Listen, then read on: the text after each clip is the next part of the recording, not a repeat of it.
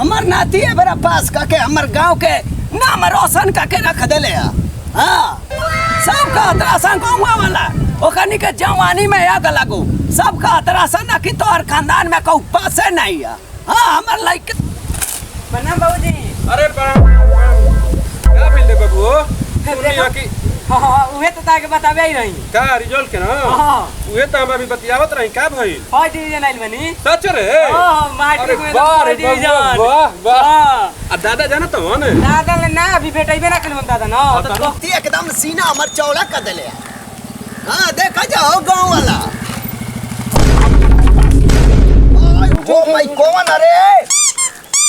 ए ससुर धक्का हमके मारत हवा हो अरे ता जानता हम ठेक बिल हो ओयो का बढ़त हो कैसा गाड़ी चलावत हो रे ए बेरा हमर बहुत मन खुश हो गइला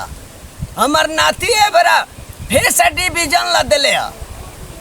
बहुत हमर मन है बेरा हमर करेजा हमर जुड़वा के रख देले बतावा गाँव वाला सब का तरासा ना तो हर खानदान में आज ले पासे नहीं कोई पासे कोई नहीं है देख ला एबरा हमर छाती है एकदम सीना ऐसे टांग के चला तो और जनी के जितना जना हमके देख के चलत रहा ना उतना जना के एबरा पानी दिए कपड़े पर ससुरु जना हमर नाती के एबरा हमर जे तब मिठाई गांव वाला में बटवाई हे दुर्गा माई हे शंकर भगवान तो के एकदम बड़े बड़े हम लड्डू चगाए हाँ जाते ही बेरा हम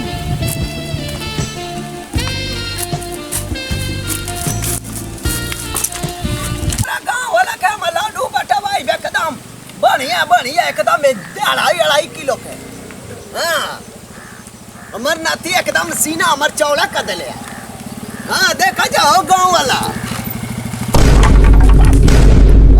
ओ भाई कौन अरे ए ससुर धक्का हमके मारत हवा हो अरे ता जानता हम ठेक बिल हो ओयो का बढ़त हो कैसा गाड़ी चलावत हो रे उ ता जानता हम ठेक बिल हो का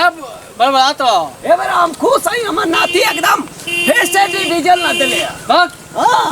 तारा खानदान में कौन डिवीजन मार सकले हो ए बेरा हमर सीना चौड़ा अरे उ झूठ वो फेल बा हां मुखिया के लड़का फेल बा सरपंच के लड़का फेल बा आ तहार लड़का ना बहन चल जाए कि पास हो जाई ए ससुर तो के सही सही कहती हूं फेल बा उ मुखिया के लड़का हां हां हमको तना में ट्यूशन करा के कदम हम रखले रही हमर लड़का के पार पागुल कमात सारा ट्यूशन के पैसा ओकरा में लगल अरे मैं ता झूठ बोलबा सा हां उ ता नाती फेल बा फेल नहीं खानदान में कौन पास हो जाई हो हमर खानदान के बड़ा नाम रोशन हो गेला हम फेल नहीं है तारा खानदान में कोनो पास ना होइया सा फेल बता के झूठिया करे सा कोनो पकड़े सा खानदान में हम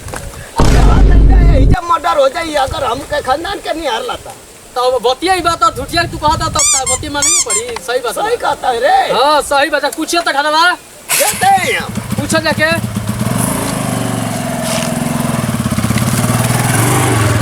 तनी बाबूजी से बताई मैट्रिक में रिजल्ट हम फर्स्ट डिवीजन से पास आइल बा बाबूजी सुनिए तो बड़ी खुश होई हम काम करत करत तो हमनी के हालत खराब होता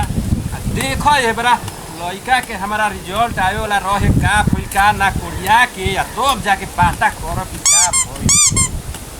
देखो का लावेला तुम जात नहीं का बाबूजी भई का ना भई प्रणाम बाबूजी अरे प्रणाम का भेल रे बाबू सुनिया कि हां उहे तो ताके बताबे ही रही का रिजल्ट के ना हां उहे तो हम अभी बतियावत रही का भइल फर्स्ट डिवीजन आइल बनी सच रे हां मैट्रिक में फर्स्ट डिवीजन वाह वाह दादा जाना तो हो ने दादा ले ना अभी भेटैबे ना कल दादा ना तो आई नहीं दौड़ के तारा से कहे हां चल तब दादा के बतावल दादा जान जी ना अरे गांव में हल्फा कबार दियन मिठाई के भंडार कहे के परी मंगाए के परी हां चल 100 रुपया बा मंगा के हां चल पहले चल दादा फिर बात कइल जा चल हां ये बड़ुआ कहता मस्ती में होई दूसरा के देख प्रणाम दादा ए ससुर फेल हो गेला बा तू फेल हो गेला बा काहे कहीं तू हो पता ये इशारा काहे छठिया रे अरे अरे कुछ कहत है निकल मारत रहन। एबरा हमर गांव के नाम का रोशन हमर सुनो सुनो खावल है बर्बाद करके रख दे। अरे रुको रुको रुको। आ कहीं ना ससुरो मार के ही के गोल हम तू दे। अरे त भइल के बतिया बता निका हमनी के खुश बन ना होगी बा सब पढ़ावल लिखावल है गुरु माथे का दला सही फेल हो गए। के कलो तारे के कलो? ओ बिगड़ुआ कहला हम अरे तू बिगड़ुए के नहीं खजाना तभी बिगड़ुए के चिड़कावत ना रहन जिनका होता ससुरो बिगड़ुए के बात पे भरोसा कर लेला जानती है गांव भर में बिगाड़ चलेला सब कोई के। सुन बतिया सुन देखा मोबाइल निकाल। दिखाओ दे रुको देखो मोबाइल में चेक कराएगा इनका पहले है देखो क्या फर्स्ट डिवीजन से पास कब हां डिवीजन से पास हो गए। हां ए बेरे हे भगवान तो के इतना बड़े बड़े हम लाडू जगाए। हम नाती हमर पास ए बिगड़ू तू हर जिंदगी भर हमके देख जर तेरा वजह हो दोनों जन के एगरो खानदान में नहीं पास हो बताओ हमारे खानदान का हमर नाम रोशन हो। जा तनी मिठाई लिया के अब बाटल जी ने टोला में पूरा मुंह में पंखा लगा देवे के बा। बिगड़ुआ के बात पे भरोसा मत करियो गांव में बिगाड़े होंगे के सोचेला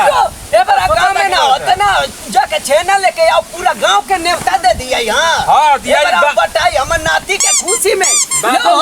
तू कलो हां अब बिगड़ुआ भैया से एकदम हम ना खा के आवा हमर लड़का के हमर नाती के नाम खुशी हो जाए। अरे के टाइम के मिठाई की अरे गांव भैया ना ए बिगाड़ू हां और तो के जितना मन करे ना उतना हमके चिड़ी काला हमके अब नहीं हम के हम अब वो करे खानदान भइल बस तक जाना त ए नहीं ऐसे हमके खानदान के निहारत है तुम्हारा खानदान में आग लग जाए। हां मोस्ट टाइट हो गेल हम ये बड़ा हमर मोह से टाइट हो जाए ये बड़ा हम डाई करेंगे हम जाए। हां चलेगा ना चल चल यही ले जला पड़ हमके मिठाई किन दे